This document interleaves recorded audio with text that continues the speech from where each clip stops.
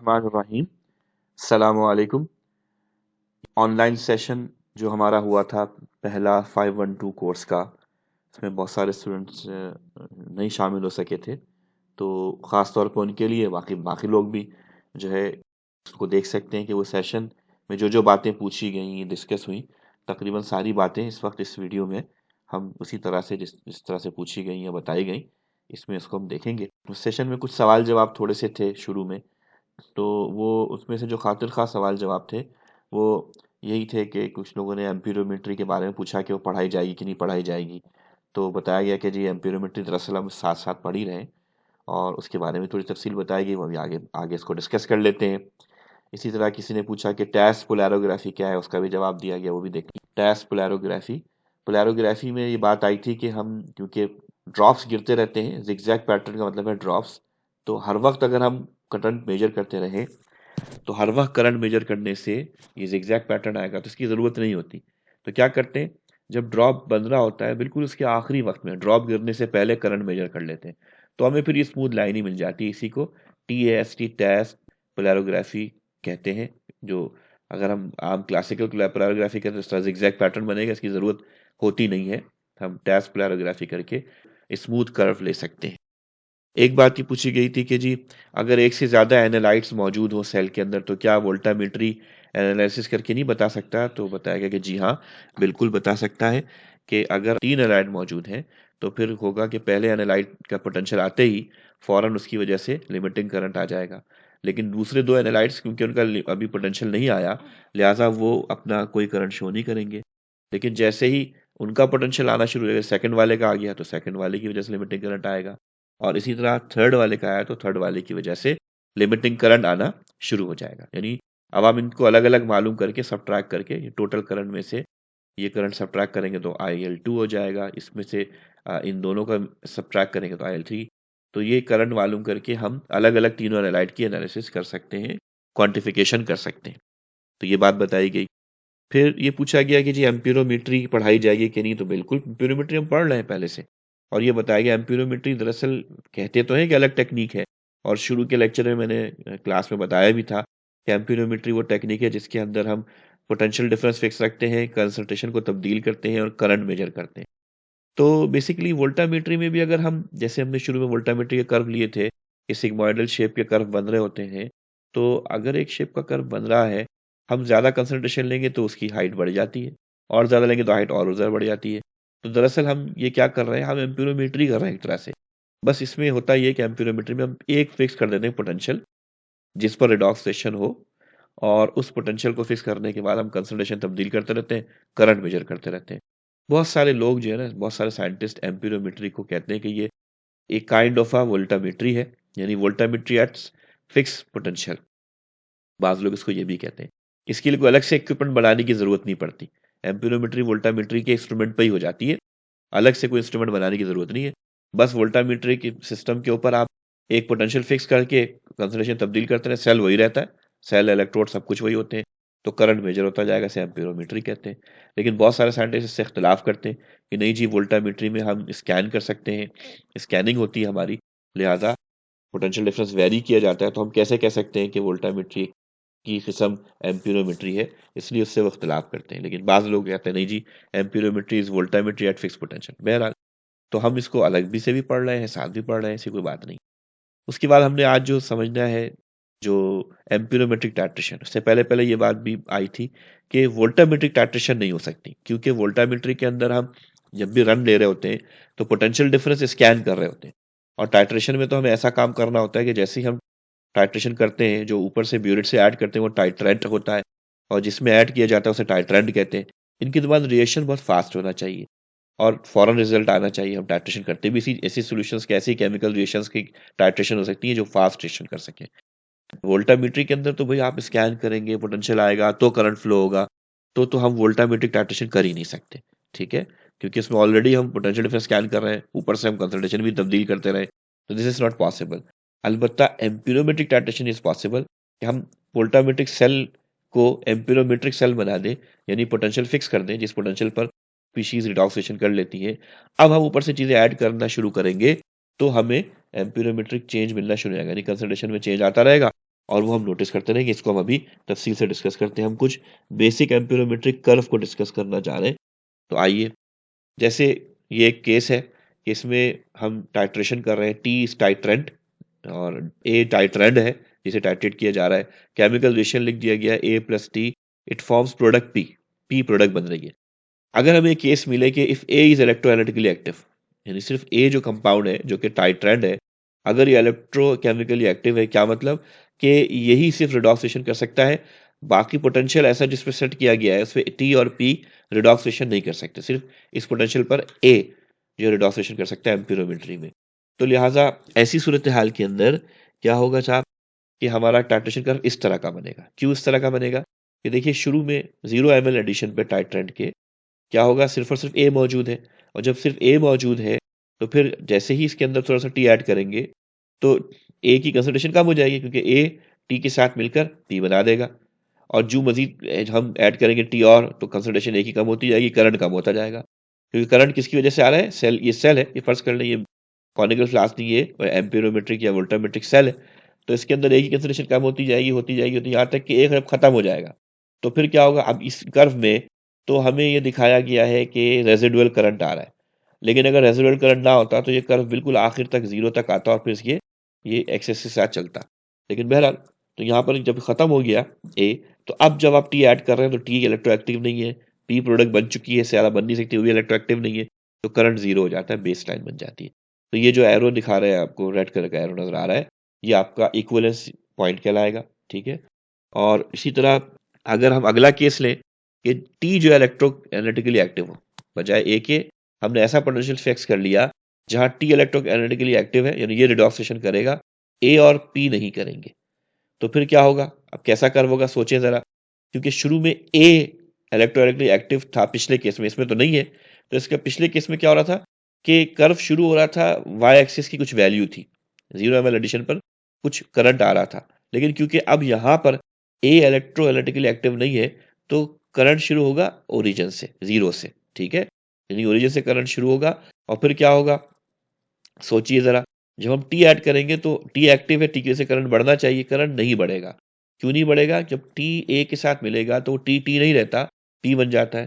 लिहाजा हमें कुछ इस तरह का कर्व मिलेगा जिसमें क्या हो रहा है कि हम जब शुरू में 0 ml एडिशन के ऊपर, क्योंकि करंट कुछ भी नहीं है, और जब इसके अंदर टी ऐड कर रहे हैं तो टी ए के साथ मिलके फौरन पी बनाता है। तो जब तक ए रहेगा टी ऐड करते रहेंगे, करंट खत्म होता रहेगा। क्यों? कि टी टी नहीं रहता, टी फौरन प्रोडक्ट बनाता है। जब ए यहाँ खत्म हो गया, अब मजीद टी डालेंगे तो टी ए है ही नहीं, तो टी रिएक्शन ही नहीं करेगा, टी टी ही रहेगा, लिहाजा टी इलेक्ट्रोएनालिटिकली एक्टिव है, कंसंट्रेशन बढ़ती रहेगी, तो ये इसका करंट भी बढ़ना शुरू हो जाएगा, और इस तरह आपको यहाँ पर इक्विवेलेंस पॉइंट मिल जाएगा। इसी तरह अगला केस लेते हैं, जब पी इलेक्ट्रोएनालिटिकली एक्टिव हो तो कैसा कर्व बनेगा। तो हम सोचते हैं भाई ए और टी दोनों ऐसा पोटेंशियल है कि दोनों के दोनों रिडॉक्सिएशन नहीं कर सकते, तो ये भी कर्व जो है वो ओरिजिन से शुरू होना चाहिए, क्योंकि ए एक्टिव नहीं है, लिहाजा इसका शुरू में वो करंट ही नहीं होगा। और फिर क्या होगा, टी ऐड करेंगे तो इसके अंदर प्रोडक्ट बनेगी, तो फौरन बढ़ना चाहिए, तो ये कर्व ऐसा बनेगा कि जो जो हम ए में टी ऐड करते आ रहे हैं, प्रोडक्ट बनती आ रही है, करंट बढ़ता जाएगा बढ़ता जाएगा बढ़ता जाएगा बढ़ता जाएगा, और जैसे ही ए खत्म हो जाएगा, मजीद टी ऐड करने पर पी तो बनेगा नहीं, तो जितना पी बन चुका उसका करंट ही आता रहेगा, फिक्स हो जाएगा। एक बात साथ साथ पता चले कि ये करंट बेसिकली, जैसे आपने एब्जॉर्बेंस के अंदर ये कर्व पढ़े होंगे स्पेक्ट्रोफोटोमेट्री में, करंट में भी ये कर्व होते हैं, तो ये करंट करेक्टेड करंट, जैसे एब्जॉर्बेंस करेक्टेड लेते हैं ना, वॉल्यूम करेक्शन करते हैं तो डायल्यूशन का असर एब्जॉर्बेंस पे नहीं पड़ता, ऐसे ही करेक्टेड करंट लेंगे तो डायल्यूशन का असर पे नहीं पड़ता। अगला केस लेते हैं, अगर A if A T and T is electroanalytically active, दोनों के दोनों एक्टिव हो, ए और टी, तो इसी सूरत में क्या होगा, इसको सोचें। तो ए एक्टिव है, इसका मतलब है ओरिजिन से तो शुरू नहीं होगा, ऊपर से शुरू होगा कर्व, फिर टी इसमें ऐड करेंगे तो ए टी मिलकर पी बनाएगा, तो कर्व इस तरह का बनेगा। यानी ए के अंदर टी ऐड कर रहे हैं तो ए की कंसंट्रेशन कम होती आ रही है, और टी ए के साथ मिलकर पी बनाता जा रहा है। तो जब तक ए मौजूद है, टी ऐड करने में टी टी नहीं रहता, पी बना देता है। और एक वक्त ये आया कि ए खत्म हो गया, अब जब ए खत्म हो गया, अब टी ऐड करेंगे तो टी की वजह से क्योंकि टी टी रहेगा, उसकी वजह से करंट बढ़ना शुरू हो जाएगा, क्योंकि वो भी इलेक्ट्रोनेटिकली एक्टिव है, लिहाजा इस तरह आपको इक्विवेलेंस पॉइंट पता चल जाएगा। अगला केस लेते हैं, ए और पी दोनों इलेक्ट्रोनेटिकली एक्टिव है, जो एक्टिव है ना उनको हाईलाइट किया गया है फिरोजी रंग के कलर से, ए और पी दोनों इलेक्ट्रोनेटिकली एक्टिव है। अब इसमें आप सोचे तो ये कर्व भी ऊपर से शुरू होगा और ये इस तरह से होगा। कि ए टी के साथ मिलकर पी बना देगा तो पी भी एक्टिव है, लिहाजा करंट कम ही नहीं होगा। जो टी के साथ मिलने से ए में कमी आएगी वो पी के बनने से पूरी हो जाएगी, तो करंट मेंटेन रहेगा। फर्ज करें इस जगह पर इक्विवेलेंस पॉइंट आया होगा, लेकिन अब ए खत्म हो गया, अब आप टी ऐड करेंगे तो कुछ भी नहीं होगा, टी टी रहेगा और टी इलेक्ट्रोनेगेटिवली एक्टिव नहीं है, लिहाजा मजीद करंट में इजाफा ही नहीं होगा, करंट उतना ही रहेगा जितना आ रहा था। इसलिए हमें इस केस के अंदर खास तौर पर पता नहीं चलेगा इक्विवेलेंस पॉइंट का, ठीक है, यानी इसमें इक्विवेलेंस पॉइंट हमें मालूम ही नहीं होगा। अगला केस देखते हैं, जब टी और पी दोनों एनालिटिकली एक्टिव हो तो फिर क्या होगा। तो इस सूरत हाल में इस तरह का कर्व बनेगा कि हम ओरिजिन से क्यों शुरू हो रहा है, क्योंकि ए इलेक्ट्रोनेगेटिव एक्टिव नहीं है। टी ऐड करने पर क्या हो रहा है जी, पी बन रहा है, पी बनते बनते बनते ए खत्म हो गया, अब टी ऐड करने पी तो नहीं बनेगा, लेकिन टी ऐड करने पर करंट बढ़ता रहेगा बढ़ता रहेगा। तो या इस केस में भी हमें जो है कर्व नहीं मिलेगा, इक्विवेलेंस पॉइंट नहीं मिलेगा इस केस में भी। अब आप लोगों ने काम करना है कि एक केस खुद समझ के उसका जवाब आप मुझे भेज दीजिएगा कि ए टी और पी तीनों इलेक्ट्रोएनेटिकली एक्टिव हो, तीनों का रिडॉक्स रिएक्शन हो रहा हो, तो फिर कैसा कर्व बनेगा, ये आप खुद बना के इस केस को बता के मुझे बता दीजिए। तो ये सिंपल टाइट्रेशन है, एम्पिरोमेट्रिक टाइट्रेशन, जिसको हमने डिस्कस किया था। और अब हम कुछ न्यूमेरिकल्स प्रॉब्लम की तरफ आते हैं। तो बात ये आई थी कि भाई किसी किताब के न्यूमेरिकल करा दिए जाए, तो मैंने कहा चलो भी ठीक है। जो जीडी क्रिस्टन की बात आई तो हमने कहा अच्छा जी जीडी क्रिस्टन के न्यूमेरिकल करा देते हैं। तो जीडी क्रिस्टन में वोल्टामीटर एम्पिरोमेट्री के दो ही न्यूमेरिकल है, नंबर 9 और नंबर 10, तो लिहाजा ये दोनों न्यूमेरिकल करे गए। तो आइए नंबर 9 न्यूमेरिकल करते हैं, ये दोबारा यहाँ मौजूद है। इस न्यूमेरिकल में लिखा the limiting current of lead in an unknown solution is 5.6 micro ampere. ये एक अननोन सॉल्यूशन है, उसके लिए लेड की कंसंट्रेशन दे दी गई। 1 millilitre of 1 × 10⁻³ molar lead solution is added. 1 ml add किया गया इस सॉल्यूशन का to 10 ml of the unknown solution. ये जो ऊपर अननोन सॉल्यूशन इसका करंट दिया हुआ है ना, इसके 10 ml में 1 ml ये लेड का स्टैंडर्ड सॉल्यूशन ऐड किया गया। तो limiting current of lead increase to 12.2 micro ampere. तो ये करंट बढ़कर इतना हो गया। What is the concentration of lead in the unknown solution, क्या कंसंट्रेशन होगी लेड की अननोन सॉल्यूशन में। तो जनाब ये बताया गया कि पिछले सेमेस्टर में जो स्पेक्ट्रोफोटोमेट्री आपने पढ़ी, उसके अंदर आपने स्टैंडर्ड एडिशन मेथड भी पढ़ा, एक्सटर्नल स्टैंडर्ड मेथड भी पढ़ा कि इसमें से स्टैंडर्ड और सैंपल सेपरेट होते हैं। तो इसी तरह यहाँ भी यही काम है, बस वहाँ क्या था, वहाँ एब्जॉर्बेंस थी, यहाँ करंट होगा। यानी स्पेक्ट्रोफोटोमेट्री में एब्जॉर्बेंस वैल्यू लेते थे और एम्पीरोमेट्री में करंट लेंगे। इसी तरह वहाँ पर वेवलेंथ लेते थे, यहाँ पर पोटेंशियल होगा। बस किसी खास पोटेंशियल पे करंट, वहाँ किसी खास वेवलेंथ पे एब्जॉर्बेंस, और कोई फर्क नहीं है, बाकी सब काम वैसे ही होगा। अब इस न्यूमेरिकल प्रॉब्लम को देखें तो क्या केस लगता है कि अननोन में स्टैंडर्ड ऐड कर दिया गया, स्टैंडर्ड एडिशन मेथड का केस है। इसमें से हम क्या इन्फॉर्मेशन ले लेते हैं, आई अननोन की जो है वो 5.6 माइक्रो एम्पियर है, आई अननोन प्लस नोन जो है वो 12.2 माइक्रो एम्पियर है, और कंसंट्रेशन स्टैंडर्ड की 1 × 10⁻³ मोलर है। इसके अलावा वॉल्यूम्स भी इसमें गिवन है, वो हम आगे यूज कर लेंगे। हम ड्राइव कर चुके हैं I = NFAD/डेल्टा × C बल्क, और हम इस पूरे वैल्यू को NFAD की वैल्यू को अगर हम कांस्टेंट मान लेंगे, कांस्टेंट है ठीक है, और C बल्क को अननोन कंसंट्रेशन मान लें, तो ये इक्वेशन बन जाएगी हमारे पास। इसी तरह अगर इसमें अननोन में नोन भी ऐड कर देंगे तो ये कंसंट्रेशन इस तरह से हो जाएगी। अब इसको हम डिवाइड करेंगे आपस में, तो हमें इस तरह का फॉर्मूला मिलेगा, जिसमें मैंने ये 10/11 का फैक्टर लगाया इस न्यूमेरिकल की वजह से। ये फॉर्मूले इस तरह से डिवाइड करने पे नहीं आता, आता तो खाली CU/CU + CK है, लेकिन ये फैक्टर क्यों लगाया, क्योंकि यहाँ पर डायल्यूशन हो रही है। ये हम पिछले सेमेस्टर में पढ़ चुके हैं। क्योंकि 10 ml अननोन था, उसमें 1 ml स्टैंडर्ड ऐड कर दिया तो टोटल वॉल्यूम 11 हो गया। तो ये मैंने C1V1 C2 V2 से जो कंसंट्रेशन बनेगी वो यहाँ लिख दी इस जगह पर। इसी तरह यहाँ पर भी यही काम किया गया कि 1 ml स्टैंडर्ड था और 10 ml इसमें सैंपल ऐड कर दिया गया, तो अब कंसंट्रेशन कितनी बन जाएगी स्टैंडर्ड की, C1V1 C2 V2 से निकाल के यहाँ पे इस तरह रख दी। अलबत्ता न्यूमरेटर में ऊपर की तरफ यहाँ पर कोई फैक्टर क्यों नहीं लगाया, इसलिए नहीं लगाया कि यहाँ डायल्यूशन ही हो रही थी। जब हमने शुरू में देखिए यहाँ पे 5.6 माइक्रो एम्पियर करंट मेजर किया, इधर कोई डायल्यूशन नहीं हो रही थी, ठीक है। अगर यहाँ भी डायल्यूशन हो रही होती तो हम यहाँ पर भी फैक्टर लगा देते। मसलन मैं ये मिसाल समझाई थी कि अगर ये न्यूमेरिकल यूं होता कि एक 10 ml अननोन सोल्यूशन लिया 25 ml की फ्लास्क में, और उसका वॉल्यूम मेकअप कर लिया, उसका करंट मेजर किया, वो 5.6 माइक्रो एम्पियर आया। फिर दूसरी 25 ml की वॉल्यूमेट्रिक फ्लास्क के अंदर 10 ml का वही अननोन सॉल्यूशन दोबारा लिया, लेकिन उसके अंदर 1 ml स्टैंडर्ड ऐड कर दिया इस कंसंट्रेशन का। तो अब उसको मेकअप करने के बाद करंट लिया वही आया। इस सूरत हाल में क्या करते, यहाँ पर न्यूमरेटर में फैक्टर आता 10/25, क्योंकि 10 ml लिया आपने 25 में मेकअप कर लिया। क्योंकि आपने अननोन में भी मेकअप कर लिया और दूसरी फ्लास्क में मेकअप किया, तो यहाँ पे 10/25 आता और यहाँ पर आपका 1/25 आ जाता है, क्योंकि 1 ml आपने स्टैंडर्ड लिया है, ठीक है। लेकिन इस प्रॉब्लम के हिसाब से ये डायल्यूशन फैक्टर होंगे, ठीक। तो आइए इसको सॉल्व कर लेते हैं। जब इसको सॉल्व करेंगे तो वैल्यूज पुट कर दी, अननोन की वैल्यूज, करंट की और नोन की, और बाकी कंसंट्रेशन स्टैंडर्ड की पुट कर दी। बस सी यू मालूम करना है, तो थोड़ा सा इसको रीअरेंज किया। 11 दोनों का कॉमन है, एलसीएम ले लेते हैं इसको, और फिर इसको ऊपर चला जाएगा, ये 11 सी यू हो जाएगा, और इस नीचे डिनोमिनेटर को दूसरी तरफ ले आके मल्टीप्लाई कर देते हैं। फिर ये ब्रैकेट ओपन हो जाएगा, इससे मल्टीप्लाई होने के बाद ये इक्वेशन बन जाएगी। 0.459 को 10 से मल्टीप्लाई करेंगे, 0.459 को इससे मल्टीप्लाई करेंगे, फिर ये 0.459 सी यू इधर चला जाएगा, और फाइनली जो अननोन की कंसिडरेशन हमारे पास आएगी वो 7.16 इंटू 10⁻⁵ मोलर है। तो इस तरह ये प्रॉब्लम सॉल्व हो जाएगा। प्रॉब्लम नंबर 9 था जीडी क्रिश्चियन के अंदर। अब प्रॉब्लम नंबर 10 पे आते हैं। प्रॉब्लम नंबर 10 में क्या है कि जी ये प्रॉब्लम थोड़ा सा कॉन्सेप्चुअल प्रॉब्लम है। इसमें कॉन्सेप्ट डिस्कस किया गया है। ये एक तरह का न्यूमेरिकल प्रॉब्लम नहीं कहना चाहिए इसको, या कह सकते हैं, लेकिन कोई खास न्यूमेरिकल प्रॉब्लम नहीं है, लेकिन ये बहुत अहम कॉन्सेप्चुअल प्रॉब्लम है। इसमें कह रहे हैं आयरन 3 Fe3 फेरिक जिसे कहते हैं, is polarographically reduce to iron 2 ferrous at potential more negative than about +0.4, यानी +0.4 से मोर नेगेटिव। मोर नेगेटिव का मतलब क्या है? +0.4 से नेगेटिव की तरफ, यानी +0.39 is more negative than +0.4, +0.2 is more negative than +0.4, +0.1 is more negative than +0.4, और 0 is more negative than +0.4। -1, -0.1, -0.5 they all are more negative than +0.4। ये बात आप समझ गए होंगे, ठीक है। वर्सेस SCE एब्रीविएशन है सैचुरेटेड कैल्विन इलेक्ट्रोड। ये बताया जा रहा है रेफरेंस इलेक्ट्रोड के बारे में। And is further reduce to iron 2, और फिर उसको मजीद रिड्यूस किया गया, यानी स्कैन करते करते जब +0.4 से और आगे जाने के बाद -1.5 वोल्ट पर पहुंचेंगे सेम रेफरेंस इलेक्ट्रोड पर, तो आयरन 2 रिड्यूस हो जाएगा मेटालिक फॉर्म में -1.5 वोल्ट पर, ठीक है। यानी आपको इन्फॉर्मेशन दे दी गई। फिर कह रहे हैं कि आप पोलैरोग्राम is run using a DME। अच्छा, ये बात भी आई थी।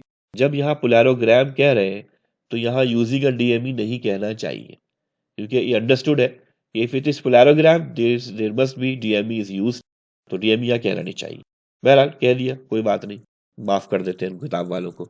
अब पोलैरोग्राम इज रन यूजिंग DME और a solution containing ferric and और फेरस। ये एंड और बस ये जरा अहम बात है। ये कह रहे हैं कि सोल्यूशन है जिसके अंदर फेरिक है, Fe3+ है, एंड यानी के साथ साथ फेरस है, और या फिर सिर्फ फेरिक है या फिर फेरस। तो ये तीन सूरत हाल है, या तो सिर्फ फेरिक है, या सिर्फ फेरस है, या दोनों है शुरू से। उसके अंदर ये काम किया गया। तो क्या हुआ? A current is recorded at 0 applied volts. तो 0 वोल्ट पे करंट, फर्ज करें ये 0 वोल्ट है, ये जगह 0 वोल्ट है। तो इस 0 वोल्ट पे जो करंट मेजर किया गया 12.5 micro ampere. A wave is also recorded with E½ equals to -1.5। First करें ये -1.5, यहाँ पर भी वैल्यूज मालूम की गई। तो it's height is 30 micro ampere, वो 30 माइक्रो एम्पियर, ये टोटल यहाँ पे 30 आया, ये आया 12.5 और ये आया 30, ठीक है।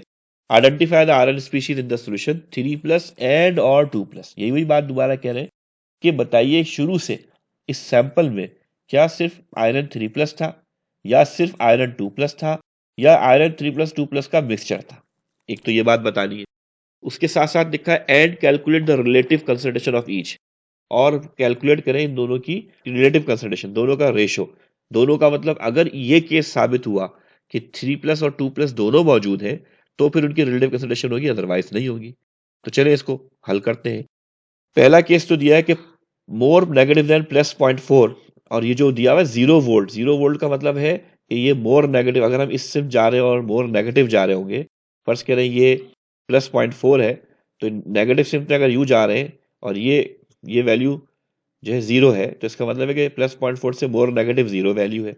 तो इस पर क्या होगा? इस पर फेरिक एक इलेक्ट्रॉन लेकर फेरस में कन्वर्ट हो जाएगा, जैसे कि ऊपर कहा गया। और -1.5 वोल्ट पे जब यहाँ पहुंचेंगे -1.5 वोल्ट पर, तो Fe2+ एटॉमिक फॉर्म में आ जाएगा, तो 2 इलेक्ट्रॉन लेगा। वैसी बात है, 2 पॉजिटिव चार्ज है, 2 पॉजिटिव चार्ज है, तो ये 2 इलेक्ट्रॉन लेगा 1.5 वोल्ट पर। तो 0 वोल्ट पर ये काम हो रहा है, और -1.5 पे ये काम हो रहा है, क्योंकि ये कह रहे हैं कि 0.4 वोल्ट से आप जहां नेगेटिव की तरफ चले आएंगे तो फेरिक फेरस में कन्वर्ट हो जाएगा। तो हम तो 0 वोल्ट पे पहुंच गए, काफी आगे पहुंच गए। अच्छा, आगे 0 वोल्ट पे हमें करंट दिया हुआ है 12.5 माइक्रो एम्पियर, और 1.4 वोल्ट 5 वोल्ट पे जो करंट दिया हुआ है वो 30 माइक्रो एम्पियर है। अब सॉल्व करते हैं, तो हम पहला ये केस लेते हैं कि हम ये सब एज्यूम करते हैं कि भाई सिर्फ Fe2+ मौजूद है। अगर Fe2+ शुरू से मौजूद हो तो फिर नो करंट एट 0.00 वोल्ट, फिर 0 वोल्ट पर यहां पर कोई करंट नहीं होना चाहिए था। क्यों? इसलिए कि अगर सॉल्यूशन में शुरू से Fe2+ ही मौजूद है, Fe3+ नहीं है, तो ये रिएक्शन ही नहीं होगा। Fe2+ है तो ये रिएक्शन कहाँ होगा? -1.5 वोल्ट पे। लेकिन हमें तो -1.5 वोल्ट से पहले भी पीक मिल रही है। इसका मतलब है कि ये कहना कि सिर्फ और सिर्फ आयरन मौजूद होगा 2+, ये मुमकिन नहीं है, तो दिस इज नॉट पॉसिबल। तो पहला केस तो हमने इसको रद्द कर दिया, ऐसा नहीं हो सकता। दूसरा केस क्या है? सिर्फ और सिर्फ फेरिक मौजूद है। चले हम इसको भी सोच लेते हैं। अगर फेरिक मौजूद है तो फिर हमें यहां पर जो करंट मिल रहा है फेरिक के फेरस में कन्वर्ट होने पर वो है 12.5 माइक्रो एम्पियर। ठीक, जो कि एक इलेक्ट्रॉन का चेंज हो रहा है। ठीक है, तो जब एक इलेक्ट्रॉन के चेंज पे हमें 12.5 माइक्रो एम्पियर करंट यहां मिल रहा है, तो अगले स्टेप पर तो 2 इलेक्ट्रॉन का चेंज हो रहा है। तो जब एक इलेक्ट्रॉन पे 12.5 का चेंज मिल रहा है तो दूसरे के बाद कितना होना चाहिए? वो 25 का होना चाहिए चेंज, है ना? तो लेकिन जनाब यहाँ जो हमने क्या किया, इसको सब्ट्रैक्ट करके देखा तो वो चेंज जो तकरीबन आ रहा है वो 17.5 का आ रहा है। इसका मतलब नहीं भाई, अगर ये 12.5 होता, यानी फेरिक जो है फेरस में कन्वर्ट हुआ है, तो यही फेरस जो कि फेरिक से मिला है वो मजीद Fe0 में जाने के लिए 25 होना चाहिए था, लेकिन ये तो 17.5 है। लिहाजा इसका मतलब ये कि तो कम करंट है। इसका मतलब है कि ये भी मुनासिब नहीं है, this is also not possible. ठीक है, ये भी पॉसिबल नहीं है। तो फिर क्या है? तीसरा केस सोचते हैं, जिसकी वजह लिखी हुई है। Since if 12.5 microampere due to Fe3 reduction and there must be double current at -1.5, that is 25 microampere, but there is only 17.5 microampere। लिहाजा ये भी दुरुस्त नहीं है, ये जो हमने सोचा है कि सिर्फ और सिर्फ फेरिक होगा। अब एक ही बात बची कि दोनों मौजूद होंगे, बोथ Fe2 और Fe3+ मौजूद होंगे। अच्छा, अगर हमें सवाल यहां तक होता ना, इस जगह तक, ये बताओ कौन सी स्पीशी, तो हमारा जवाब आ गया, क्योंकि हमने दोनों पॉसिबिलिटी देखी, वो मुमकिन नहीं थी। लेकिन मसला ये है कि उन्होंने आगे भी पूछा है, कैलकुलेट करें रिलेटिव कंसंट्रेशन ऑफ ईच। तो अब हमें इसको आगे भी करना पड़ेगा, रिलेटिव कंसंट्रेशन मालूम करें। अब कंसंट्रेशन कैसे मालूम करें? तो हमारे पास तो कंसंट्रेशन है ही नहीं, लेकिन करंट कंसंट्रेशन का प्रोपोर्शनल है ना, और हमें इनका रेशो मालूम करना है। तो लिहाजा हम कंसंट्रेशन मालूम कर लेते हैं। अब वो कैसे मालूम करेंगे? देखिए, यहाँ पर हमें मिला क्या करंट? 12.5, 12.5 माइक्रो एम्पियर, और यहाँ जो करंट मिल रहा है ये मिल रहा है 30 माइक्रो एम्पियर। तो ये 12.5 माइक्रो एम्पियर है और यहाँ पे 30 माइक्रो एम्पियर है। अच्छा, जो इसका मतलब है कि ये जो 12.5 माइक्रो एम्पियर मिला, ये उस फेरिक से मिला जो पहले से मौजूद था, है ना? तो जो फेरिक पहले से मौजूद था और वो ये फेरस में कन्वर्ट हुआ है, उसका करंट 12.5 माइक्रो एम्पियर है। यही वाला फेरस जो कि फेरिक से फेरस बना है, अगर ये मजीद आगे जाकर Fe0 में तब्दील होगा तो इसका करंट कितना होगा? 12.5 टूजा, क्योंकि 2 इलेक्ट्रॉन है ना, एक इलेक्ट्रॉन चेंज करने से 12.5 माइक्रो एम्पियर करंट आया, तो 2 इलेक्ट्रॉन चेंज होने पर ये करंट कितना आना चाहिए? 25 माइक्रो एम्पियर आना चाहिए। ठीक है, लेकिन साहब बात ये है कि हमें 25 तो नहीं मिल रहा, हमें तो 30 मिल रहा है। हमें क्या मिल रहा है? 30 माइक्रो एम्पियर। इसका क्या मतलब हुआ कि जो पहले से फेरिक मौजूद था वो फेरस में कन्वर्ट हुआ 12.5 माइक्रो एम्पियर पर, और उसका जो फेरस है जो कि फेरिक से आया है, जब वो कन्वर्ट हुआ Fe0 में तो 25 माइक्रो एम्पियर उसका करंट था। तो बाकी 5 माइक्रो एम्पियर किसका करंट था? जो शुरू से फेरस था, वो फेरिक नहीं था। तो लिहाजा 5 माइक्रो एम्पियर फेरस का करंट आया। तो अगर हम दोनों को कंपेयर करें 25 और 5 को, तो ये 5:1 का रेशो बनता है। ठीक है, 5:1 का ये रेशो बनता है। ये बाद में बुक में भी चेक किया आंसर, तो इस प्रॉब्लम का आंसर 5:1 है, लिहाजा ये दुरुस्त प्रॉब्लम हमारा हो गया। यही बातें तकरीबन क्लास में पूछी गई थी। एक ये भी बात हुई थी कि किसी ने पूछा कि हमें पास्ट पेपर कोई दे दिया जाए, तो वो भी मैंने अल्हम्दुलिल्लाह अपलोड कर दिया है, उसकी PDF फाइल। पुराना एक पेपर है वो मैंने अपलोड कर दिया है। पिछले कुछ सालों में मैंने नहीं पढ़ाया ये कोर्स का ये पोर्शन, तो इसलिए, लेकिन पहले पढ़ाया था, तो वो क्वेश्चन पेपर अपलोड कर दिया। लेकिन साथ ये भी जता दिया था कि इस बात की कोई गारंटी नहीं है कि ये क्वेश्चन पेपर पैटर्न है। कोई यूनिवर्सिटी में इसमें कोई पैटर्न नहीं होता, इस पैटर्न के सवाल आएंगे या यही सवाल आएंगे या इस नमूने के आएंगे, ऐसी कोई गारंटी नहीं है। सिर्फ आपको प्रैक्टिस के लिए सवालात दिए गए, ठीक है। तो आप इसकी प्रैक्टिस कीजिए। और अच्छी बात ये होती है, सवाल जब आपको कहीं से भी मिले उसकी प्रैक्टिस करें, उसको सॉल्व करें। अगर वो सही समझ में ना आ रहा हो, सॉल्व में गलती हो रही हो, तो वो सॉल्व दिखाया जाए और पूछा जाए। हो ये रहा है कि हम सवालात ढूंढ ढांड के हमें मिल जाते हैं कहीं से या कहीं से किताब से लिया, और उल्टा मुझसे ही पूछ रहे हैं टीचर से कि ये सॉल्व करके दे दे। तो इस तरह मुझे ही सवालात हल करना आते रहेंगे, आप तो वहीं के वहीं रह जाएंगे, है ना जी। तो क्लास पास करके आपको आगे जाना है, मुझे ये क्लास पास करके आगे जाने की अब कोई ज़रूरत नहीं है। अब आप लोगों का ज़माना है, तो लिहाजा खुद करेंगे। काम करने से आता है, करवाने से नहीं आता। काम करने से आता है। आप खुद करेंगे, सॉल्व करेंगे, सॉल्व करके अगर कोई गलती हो रही हो, सही नहीं हो रहा हो, समझ में नहीं आ रहा, फिर आप पूछें। ये नहीं कि सर आप सॉल्व करके सॉल्व लगा दें, ये एक अच्छा तरीका कार नहीं है। मैं तो कर दूंगा लेकिन आपको कुछ नहीं आएगा, ठीक है। तो लिहाजा इसकी प्रैक्टिस करें। आइंदा भी हम कोशिश करेंगे कि जो सेशन हो उसको रिकॉर्ड करके अपलोड कर दें, ताकि कोई कोई जो अगर वो ना हो पाए, ऑनलाइन ना आ पाए, तो उनका नुकसान ना हो, ठीक है। इसी तरह जो लास्ट क्लास हुई है, इंशाल्लाह अब किसी चीज़ का कोई लॉस इसमें नहीं हुआ होगा। सब चीज़ें तकरीबन मोटी मोटी चीज़ें इसमें कवर हो। अस्सलाम वालेकुम वरहमतुल्लाहि वबरकातुहू।